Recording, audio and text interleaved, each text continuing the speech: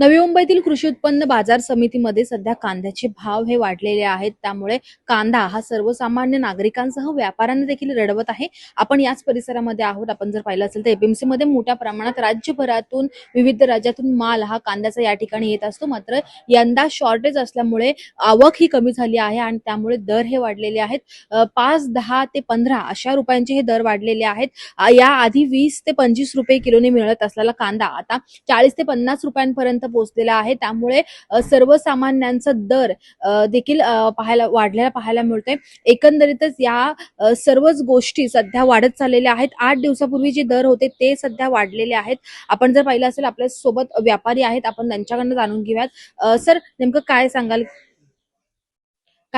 नेमकं की काय दर वाढलेले आहेत? या गेल्या वर्षीपेक्षा या वर्षी तुलनेत मध्य प्रदेश, महाराष्ट्र आणि राजस्थान हे मेन आपल्या भारतामध्ये कांदा उत्पादक राज्य आहेत. त्यांच्या उत्पन्न ह्या वर्षी दरवर्षीपेक्षा कमी आहे. सर्वात जास्त महाराष्ट्र इंडियामध्ये महाराष्ट्र हा कांद्यामध्ये 1 नंबरचं उत्पन्न राज्य आहे. यावर्षी मे महिन्यामध्ये जेव्हा कांदा निघत होता त्यावेळेस पाऊस चालू झाला. त्या पावसामुळे कांदे जरा स्टॉक कमी झाला. त्यामुळे ह्या वर्षी दर जास्त आहेत. काय आता सध्याचे रेट किती असतील किंवा आठवड्याभरापूर्वी कसं होतं? आठवड्यापूर्वी तर दर होते 25 ते 35. आज दर आहेत 35 ते 50 पर्यंत चांगले माल.